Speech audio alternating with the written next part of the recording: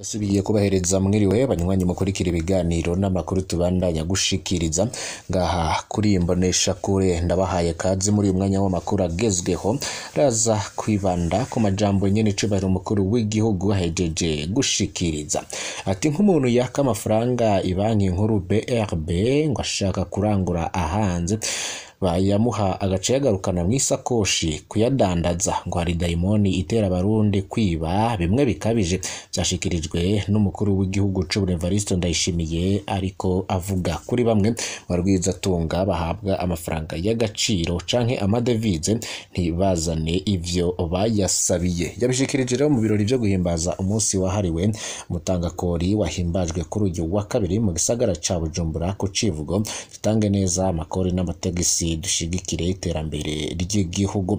Muri aya makuru muraza gukurikira vyinshi yoba yashikirije muri ivyo birori n'amajambo akomeye cyane aho yanavuze ku barwiza tunga yaba ababanga mu gihugu c'u Burundi n'abandi baturuka hanze ndetse yabivuze asa nurakaye vyinshi rero muraza kubikurikira muri aya amakuru.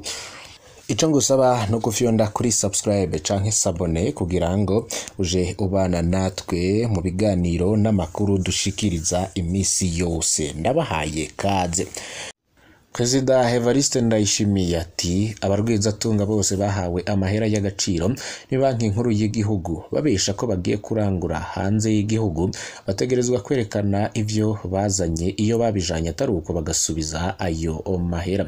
Evariste Ndayishimiye amenyesha kandi ko abazokwanka kuyasubiza zoca yitura banki y'Isindike ga FMI kugira kimufashe gufata amatungo yabo bagwiza tunga. Umukuru w'igihugu Evariste Ndayishimiye aragabisha abagurira ibintu mu mahanga babisize mu gihugu atanga amasoko ya leta bakaja kugurira ibintu hanze y'igihugu kandi mu Burundi bihari bagabishijwe n'umukuru w'igihugu yabivuzaho hari kwahimbazwa ku ncoro y'irindwi musi mukuru wahariwe umutangakore. Mu ijambo ryiwe yamenyesheje ko gutembagaza igihugu atari ukurasa gusa ngo no kukizingamika ubutunzi bw'igihugu n'icaha. Uwo munsi ngo nakariyo keza ko gutanga inyigisho no guhanura kuko biboneka ko hariho abataratahura ivyo barimwo. Evariste Ndayishimiye yavuze na ku bantu batandukanye buba babuza abarwiza tunga gukorera mu gihugu c'u Burundi. Mukuru w'igihugu rero akaba yabivuze ababaye cyane bitewe n'iyirukanwa ry'abarwiza tunga bava hanze. Evariste Ndayishimiye rero umukuru w'igihugu akababazwa n'abategetsi babera intambamyi abarwiza tunga bazana imitahe yabo mu Burundi. Yabivugiye muri ivyo birori kuri uyu wa kabiri. Evariste Ndayishimiye avuga ko abo bategetsi bananiza abo banyamitahe mu kubaka ibiturire hamwe n'ibindi kugira bemererwe gukora. Abo nabo umukuru w'igihugu abafata nk'abansi b'u Burundi. Ndayishimiye yemeza ko iterambere ridashoboka mu gihe abanyamitahe na cane cane abava hanze batariko baroroherezwa. Mumenya ko uyu munsi mukuru rero hari umutangakore wahambajwe ku civugo nko nababwiye ati dutange amakori n'amatagisi tugororokewe duterere mu iterambere rirama ry'igihugu. Akaba hatanzwe rero n'ubushimwe ku batanze amakori neza y'banki y'abanyakenya KCB ariyo yabaye iya mbere muri batanu bashimiwe. Ikindi kandi ngo nuko leta y'u Burundi kuye kongereza amatagisi arihwa ku mpuzu ziva hanze. Ni Abdallah Ndayishimiye afise imyaka 28 akaba asanzwe ari umunyamideli aracapa kongera kambika abantu canke umustiliste.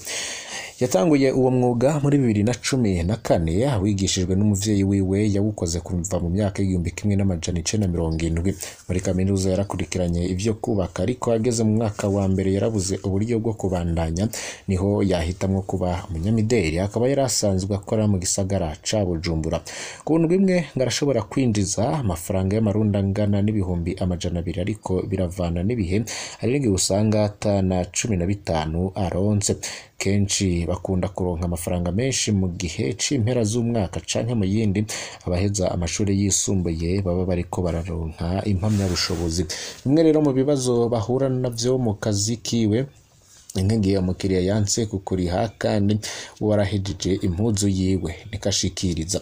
Bimwe mu bikoresho rero bakoresha biba bizimvye cane canke ugasanga vyabuze, bikunda gushika cane ubitambara abadandaza bavyo hari ivyo batazana mu Burundi kubera usanga bizimvye batopfa kuronka uwubibagurira. Ikindi kibazo bafise bamwe nabo bakorana cane biwe abambika abantu nuko usanga abarundi benshi badafise igishika co kugura impuzu bakoze, ahubwo bagahurumbira izivuye hanze kandi zo bakoze arizo zizimbutse.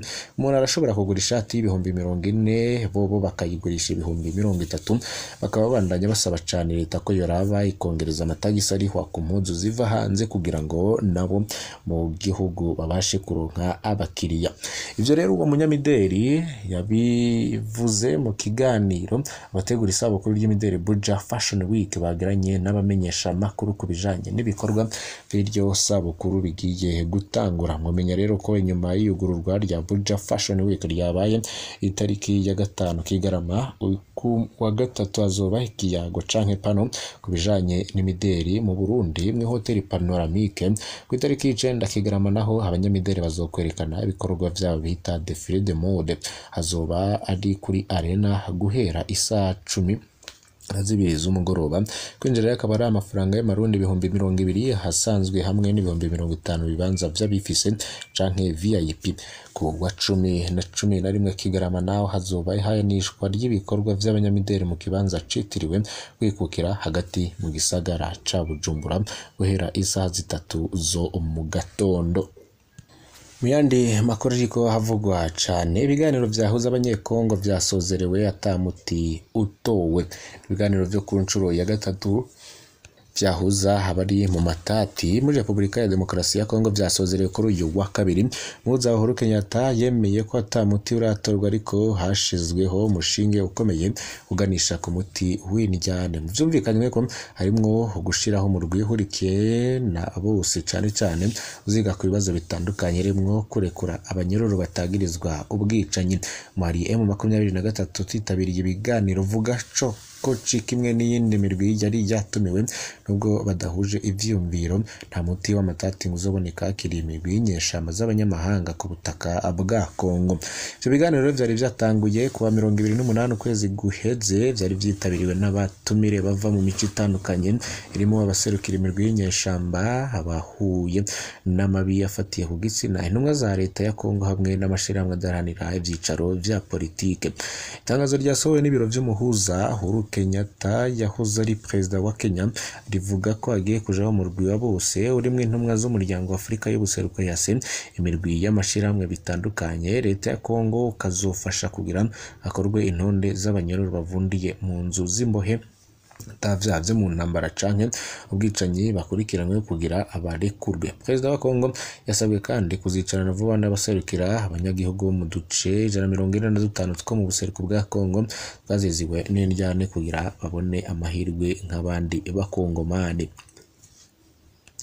Imirwi y'inyeshamba yasabwe guhagarika intambara, kurekura abana ikoresha bugwati mu bikorwa vy'intambara no kureka imihoro icamwo imfashanyo z'abanyagihugu bahonze imihana yabo igakomeza ikora. Mu kwa mbere mwaka utaha w'ibihumbi 2023 habegwa n'amatati ya Kongo hamwe no muhuza n'abandi bafasha muri ico gikorwa bazohurira mu bisagara vya Goma na Bunia ni ku mugwa mukuru intara ya Kivu y'Uburaruko na Ituri kugira ngo basubire banoganze ivyo baganiriye i Nairobi. Kenyatta yemeye ko atamuti watowe mugabo ngari umushinga ukomeye uganisha ku muti w'indyane za Kongo.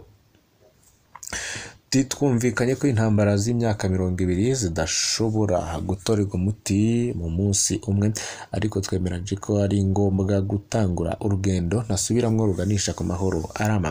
Abenshi muvuga muti twaraje hano turaganira na leta inshuro nyinshi mugabo biba impfa gusa. Kuri iyi nshuro twavuze tuti ntibiherere mu mvugo gusa ahubwo dushitse ibishoboka. Ntitwasubira guhura tuzovuga tuti aho twari mu biganiro twumvikanye ibi none twaravyubahirije maze tuje ku zindi ntambwe kugeza tutoriye umuti ingorane zose zihari. Aimable Ntaburizi n'umuvugizi wa Mayimayi Biroze Bishambuke umwe mu mirwi y'abarwanyi ikorera muri Kivu y'Epfo asanga yaba leta yaba abayirwanya bose bafise uruhara rukomeye kugira amahoro agaruke.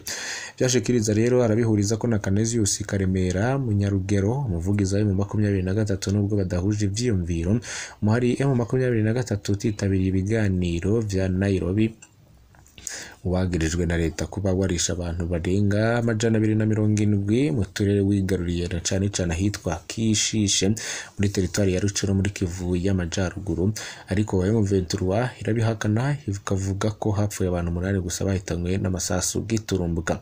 Patrick Muyaya n'umuyobozi umuvugizi wa leta ya Kongo yemeje kuri wa mbere ko ariko harategurwa amatohoza mpuzamakungu kuri ubwo ubwicanyi. Munyarugero rero avugira mu 23 avuga ko haramutse habaye amatohoza hoba ari amata vya amavuta narirya kuva mu ntago z'indwi heze ivyo vyagirije bitangiye ko no rwanuga arico kintu uwo muhari utahengeshanyije gusaba. Banywanyi bacu nabakengurukiye cyane muri uyu mwanya ko mukurikiye aya makuru turaza no kubandanya gushikiriza ndi Imana ibahezagira.